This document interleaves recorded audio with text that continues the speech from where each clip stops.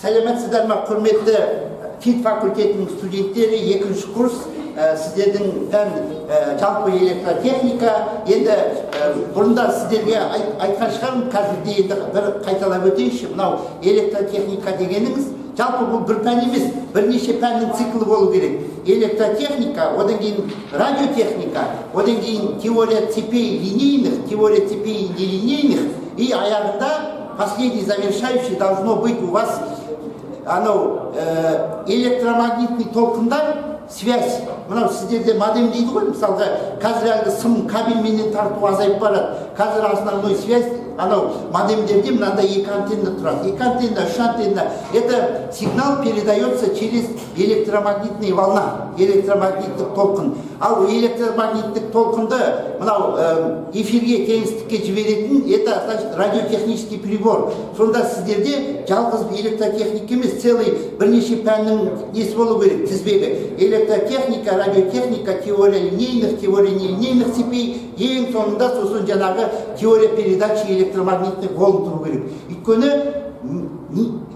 қай жерге барсаңыз да, әлемнің қай жеріне барыңыздан невозможно представить себе жаңағындай информационный технология, кабельдар жоқ қазір.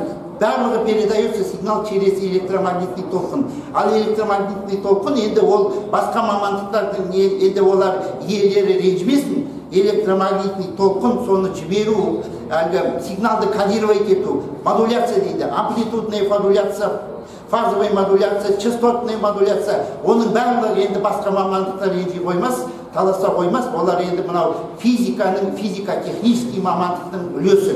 Вот сондықтан осы сіздерге осы мен енді биыл бірінші рет кеп сіздерге жартақ ставка бірінші рет кеп оқып жатырмын ғой, бірақ сіздердің басшыларыңыз жалпы келешекте мына ФИТ студенттерінің, ФИТ факультетінің келешегін ойлайтын болса, сол жақтағы пәндерді, сол жақтағы сабақты көбейту керек. Ол енді әлгі айқын истина дейді, орыстар айтады. Это просто истина. Ол жерде таласатын ештеме жоқ. Это просто истина. Осы жаңағы мен айтқан бағыт бойынша, мен айтқан пәндер бойынша соның сабақтарын көбею керек. Ал енді біз өзіміздің сабаққа келейік. Мынау электротехника, сол енді біраз жерге біз барып қалдық. Құдай қаласа, енді мына бүгінгі тақырыбымыз мінекей электрические измерения и приборы. Біз енді осыған дейін ылғи жаңағы теорияны айтып келдік, біраз жерге бардық, құдай қаласа. Бірақ енді осы электротехникада өлшеусіз ештеме болмайды. Тоқты да өлшеп атасың, кернеуді де өлшеп атасың, частота, жиілікті де өлшеп атасың, фаза дейді, амплитуда дейді, индуктивность дейді, емкость конденсатора. Осы қысқасын айтқанда электротехникада өлшегіш приборлардың рөлі өте ерекше. Мінекей соны біз бүгін бастаймыз. Мінекей сіздерге бүгінгі материалды кім айналайын? Бетін айтамыз, қай бет біздің ашқанымыз? 48-ші бет Евсюковтың кітабы. Мен өзімдегі барлық кітаптарды сіздерге беріп жатырмын, электронный вариант. Мінекей Евсюковта 47-ші бет. Ал енді әрі қарай жүре қояйық. Мен по ходу айтып отырамын. Так, мынау енді қазір мынау әлгі ошибка жайында. Енді бұл ошибка жайында мен тоқталмай қояйын. Это каждое измерение связано с ошибкой. Соны мынау жаңағы әлгі абсолютная погрешность, относительная, енді ол мектептің де оқушылары білетін нәрсе. Өздеріңіз оқи жатасыздар, бұл жерге уақыттан әрі қарай. Бұл жерге тоқтамай қояйын. Давайте, двигай дальше. Вот мынау не дейді, да? Мынау енді не? Өздеріңіз білесіздер, қазіргі кезде барлық приборлар цифровой болғанменен, ол в начале анау өлшейтін зат туралы информацияны мынандай аналог түрде алады. Аналог түрде деген сөз, какой-то механизм туда-сюда крутится, и сосын жаңағын енді показывает. И сол мына жерде просто, а потом уже аналог түрде алғаннан кейін соны уже кейін ол цифраға аударады. Сондықтан мынандай нелер болады, мінекей. Қайда кетіп қалды, мен бар ма? Былай деп атайды. ЦАП дейді. Цифроаналоговый преобразователь. И АЦП дейді. Обратный, аналога цифровой преобразователь. Значит, сіздер кез келген приборды қосып какой-то шаманы цифр үйінде көресіздер, но это потом, когда он делает аналого-цифровое преобразование. А до этого, пока он делает это преобразование, он первоначальную информацияны аналог түрінде алады. Аналог түрінде алды деген сөз какой-то нәрсе. Мысалы, тоқ болсын, кернеу болсын, значит, ол уақыт бойынша непрерывно меняется. Когда он меняется непрерывно, его называют аналоговый сигнал. А когда он меняется раз, скачок, чок, 0 единица, вот это называется цифровой сигнал деген осы. Когда он скачками идет. А когда вот так, это аналоговый сигнал. И это в нашем деле понятно, что любой аналоговый сигнал, механизм компенсации, кері тартып отыру керек, әйтпесе ол вообще айналып кетеді. Сол механизм компенсации просто показан. Ал әрі айналайын. Жүрек. Пружина өзіне тартып отырады. Так, мынау не? Ерте кезде мынандай зеркальный механизм болған. Айна жіпкеліндік қояды да, жіпкеліндік қойғанда, мынау айнаға когда падает луч, он качается. Очень чувствительный механизм. Зеркальный механизм. Называется былай. Зеркальный поворотный механизм. Жарайды. Бұны өздеріңіз оқи жатасыздар ғой, ағарай. Так. Мынау соның описаниесі, жаңағы механический приборлардың описаниялары. Ағарай, жүре бер айналайын. Так. Мынау дальше там жоғарымыш. Не делим на людей? Воздушный успокоитель. Это система успокоителей. Это, ладно, это вот тоже успокоители. Это ничего здесь сложного нет. Мен кішкене қиындау жерін айтайын. Мынау енді жаңағы өлшеуіш құралдардың несі. Мынау то, что касается амперметр, микро, милли, мынау милли, мынау микро, мынау ампер, мынау вольт, милли, ватт, мощность. Мынау не? Вот дұрыс, молодцы, білесіңдер, әрі. Мынау не дейді? Магнитоэлектрический, мынау электромагнитный. Міне негізі, бұлар қарасаңдар, как будто бір сөздің не сиқатты, ойыны сиқатты. Магнитоэлектрический и электромагнитный. На самом деле принципиальный разницасы бар. Вот мен қазір сіздерге соны айтып беремін. Мынау электрический, мынау электромагнитный. Есть обозначение. Сәл қарай жүре берейік. Мынау не дейді? Жүре берейік.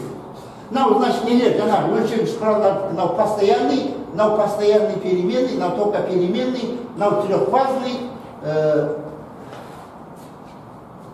Не дейді? Изолирован от корпуса дейді. Мынау изоляция жаман деген сөз. Жарайды, қарай. Вот тұрыңдар. Мінекей, енді жаңағы айттық. Екі главный түрге бөлінеді. Біреуі магнитоэлектрический, екіншісі электродинамический. Вот. Магнитоэлектрический, электродинамический. Мінекей, мынау магнитоэлектрический прибор. Негізгісі, қараңыздар. Магнитоэлектрический. Бұл сөзде бірінші орында магнит тұр. Мінекей, значит, мынандай магниттің ішінде, мынандай катушка, сосын осы катушкадан тоқ өткенде, бұлар мынау магниттік өрісте бұлай поворот жасайды. Значит, мынау магнитоэлектрический приборда сыртында тұрған магнит, как бы сол важный болып тұрады. Сондықтан осы прибордың аты магнитоэлектрический деп атаған. Значит, магнитоэлектрическое, сразу надо запомнить, магнит постоянный стоит снаружи. То есть неподвижная часть, это магнит, а подвижная катушка находится внутри. Она пить пролатная катушка находится внутри. Міне магнитоэлектрический осы. Ал әрі жүре қойыңыз.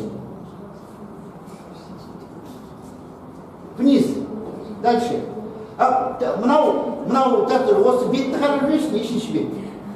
Мынау 56. Вот міне 56 бетте мынау бар ғой, жаңағы магнитоэлектрический системасының, в общем, былай, каждый прибордың, каждый системаның теориясы болады. Мынау соның теориясының формулалары. Мынау формула о чем говорит? Мынау формула күш. Мынау немене? Магниттік индукция. Мынау L ұзындық, мынау I немене? ток, мынау числовиков, мынау угол между ними. Сонда мынау, мінекей, қараңыздар. Осы прибордың, мынау несі, момент вращения. То есть оно, былай қарай поворачивается же, вот он, момент вращения, вот, мінекей. И вот в конце получилось, что момент вращения пропорционален вот этому току. Вот на каком принципе, на теории основан магнита и электричество. Али не аргалай, аргалай, айналай. А ты где сели? Мади, давай, не засыпай. Аргалай, ну вот, а я когда получилось, что, смотрите, угол поворота пропорционален чему? Току. А где все аргалай, мади? Дальше. Так, нам не видите? Электромагнит. Вот, видите, жанағы был магнитный и электрический, а это теперь электромагнитный. Чем отличается? Электромагнитный, да, қараңыздар, қозғалмайтын неподвижная часть имени. Электричество, да. Мынау катушка, мына жерде қозғалғандығында, осы неподвижная часть. Подвижная магнита. Да, а подвижный просто не вы. Магнит. Мынау металлическая часть, то есть магнитная часть, это значит жанағы не подвижная часть, магнитная часть подвижная. Наоборот, сонда. Ал жақсы. Ары қарай айналайын. Мади. Мынау соның детали. И вот теперь дальше, смотрите. Опять у каждого прибора существует своя теория. Значит, дальше идет теория вот этого прибора. Как он работает? Он работает на том, что вот, опять-таки, бағанағы формула бірдей формула. Она теоретическая база у них одинаковая. Вот, опять, это вот работа равна чему? Силе на пройденный путь. Ну, физика, механика. Работа равна силе пройденный путь. А пройденный путь измеряется R до альфа. Поворот. R до альфа. Ағарай. Маги. Так. Магиіміз что-то отвлекается сильно. Сен анау магидің қасында отырған жігіт бөліп отырасың ғой деймін. Что-то отвлекаешь его. Так, в общем, смотрите, это теория этого вопроса. Ну, теория қарап отырсыздар ғой, ешбір қиындық ештемесі жоқ. Формулы все простые, мынау физиканың простой формуласы, мынау да простой, біріне қояр, и аяғында получается, что вот угол поворота, жаңағы механизмның, угол поворота, он пропорционален уже, бағанағы жерде было ток, а здесь, видите, отличие в чем? Здесь не ток, а что? Квадрат тока. Здесь получился от тока, лестниковой надо функция квадратной функции. Вот такая функция квадратная функция, а вот такая функция линейная функция. Там была линейная, здесь квадратная функция. Осы теория. Ештеме қиындық жоқ. Вот это теория прибора какого? Электромагнитного. Ағара электр. Дальше, давайте. Так. Нам создана разновидность, по-моему. Дальше. Теперь нам дейді? Электродинамические приборы. О, электродинамический. Значит, это, мінекей, қараңдар. Было магнитно-электрический, потом было электромагнитный, теперь есть третий класс электродинамический. Разницу чувствуете? Разница в чем? Они обе подвижны. Обе катушки, да. Екеуде катушка и екі катушкада тоқ өткенде одна поворачивается относительно чего? Другой. Вот эта система называется электродинамическая. Вот. Ағарай. Страница 61. Жаңағы Евсюковтың кітабы. Это вот осының теориясы. Так, смотрите, теперь принципиальный момент. Мынаны осы электродинамический прибордың теория, чем отличается принципиально? Принципиально отличается тем, что на жерде, мына формуланы қарасаңыздар, вот это увидим, это что-то курсор здесь стоит. Ага. Смотрите, чем принципиально отличается? Тем отличается, что, мінекей, егерде бір катушка тұрса, жалғыз катушка, онда былай болар еді. Если бы была вторая катушка, было бы вот так. А когда две катушки, когда две катушки, появляется вот такой член. То есть мынаның мынаған тәуелділігін көрсетеді. Вот это называется коэффициент взаимной индукции деп аталады. То есть индукция деген сөз магнитное поле мынадан шығады да мынаған әсер етеді. Или мынадан шығады да мынаған әсер етеді. А тут взаимно. Көрдіңдер ме? Вот, значит, в теории, вот этот момент называется принципиальным моментом. Когда возникает вот эта энергия магнитного поля, она определяется не только током в первой катушке, не только током во второй катушке, а еще взаимным.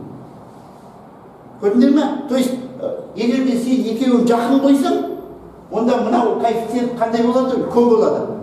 Алыстау қойсаң, мына коэффициент қандай болады? Кіші болады. Вот осы принципиальный момент. Енді әрі қарай уже дальше математиктер оны былай дейді, техника дейді, техника вычисления дейді. Біреуін алады, біреуін қояды, өйтеді, бүйтеді, аяғында келеді да. Дальше. Вот, аяғында вот. Угол поворота зависит от двух токов. От тока первой катушки и от тока второй катушки. Вот эта формула 2.12 страница какая? 62. Вот 62. Потом идет қайталап осы материалды әлгі конспектировать еткенде запомните 62. Әрі қарай енді. Ну это то же самое. Жаңағы вот он аяғында, окончательная формула. Здесь еще они сделали что? Интеграл. А для чего интегрировать? Потому что нужно, чтобы он, если переменный ток, то надо обязательно интегрировать в пределах периода. Т это что? Период. Потому что мен сендерге бұрынғы айтып келемін. Уақыт бойынша всегда мынандай бір периодтың ішінде интегралдап отырады. Айнымалы токта. Ал жақсы енді ары қарай. Так, это что? Это мынау қуатты өлшейді, мынау амперді өлшейді, мынау не? Вольтты өлшейді. Әрі қарай.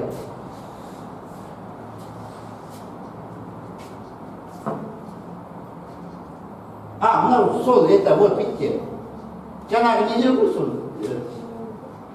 Только для чего это расписано?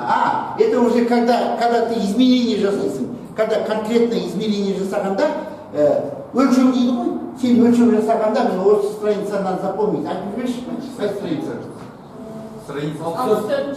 Вот 64 бетте, когда ты уже конкретно приборменен начинаешь работать. Вот эти формулы придется использовать. Агарай. Не видите? Ферродинамические приборы.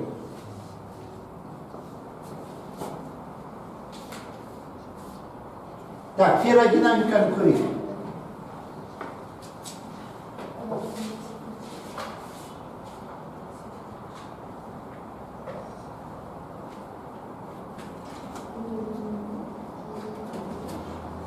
Металл.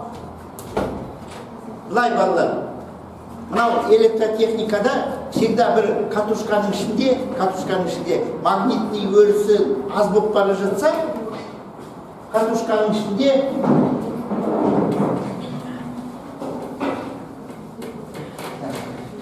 мінекей былай, катушканың ішінде вот катушка, и у вас жаңағы магнитное поле мына жерде шығып жатқан, кішкентай, слабый. Что делать? Поле күшейту үшін. Всегда мынандай катушканың ішіне алады мынандай мощный темірден немене салады? Стержень. Темірден мощный стержень салады. Сол кезде стержень салғанда мынау бұрын вообще слабый болып тұрған мынандай магнитный өріс Б, сен мынандай темірден стержень салсаң резко өсіп кетеді. Поэтому жаңағы трансформатор дейміз ғой. Трансформатор дегенде мынандай пластиналардан жиналған каркас, сол мына жағына катушка орайды, мына жағына катушка орайды. Мынау каркас болмаса, мына трансформатор жұмыс істемейді. Поэтому вот здесь вот ферродинамический деген сөз, мінекей мұнда жазып қойған. Ферродинамический это означает жаңағы электродинамический прибор, соның жұмысын жақсарту үшін анда катушкалардың ішіне ферромагнитный материал салады. А ферромагнитный материал это такой материал, ол енді қысқасын айтқанда кәдімгідей простой темір емес. Это называют ферроматериал, то есть там не просто же феррум, не просто феррум, там еще существуют прибавки других металлов. Вот если силиконовый костяк, магнитное поле резко высыпает. Вот эти приборы называют ферродинамические. Алжареги, да, так. Ваттметр. Вот он, ваттметр, да? Так. Ну, это өздеріңіздер тоқты өлшейсің, вольтты өлшейсің, өздері олар жеке-жеке керек жоқ. Они обязательно нужны для того, чтобы определять, что мощность, вот, ваттметр. Ваттметр емес, мына ваттметр. Ага. Вот он, да. То есть существуют приборы, которые называются ваттметры. Саған тоқты бөліп, кернеуді бөліп өлшеп жатудың қажеті жоқ. Өзі жеке ваттметр деп аталатын приборлар бар. Соларды жаңағы енді біз былай, біз однофазный, трехфазный ток деп бөліп айтып жатырмыз ғой. Есть ваттметры однофазные, есть ваттметры какие? Трехфазные. Да, двухфазные деген болмайды, запомните. Есть ваттметры однофазные, есть ваттметры трехфазные. И вот сендерде өндірісте қажет болса, өздерің енді ол былай, қазіргі заманда өндірісте жұмыс істеу вообще болмайды. Өйткені ешкім қазір әлгі баяғы біздің бала кезімізде, немесе біздің әкелеріміз, аталарымыздың кезінде әлгі ешкім әлгі сынықты жинап, пайкілеп сөйтіп отырмайды. Қазір Құдайға шүкір, Аллаға рахмет, заман жақсы, готовый новый прибор сатып алады да, просто өлшей салады. Вот қазір заман солай. Интернеттен везде заказ береді. Это біздің әкелеріміздің, біздің аталарымыздың кезінде ғой, әлгі прибор жоқ, шетелмен байланыс жоқ, сосын бір какой-то бір уже әбден тозған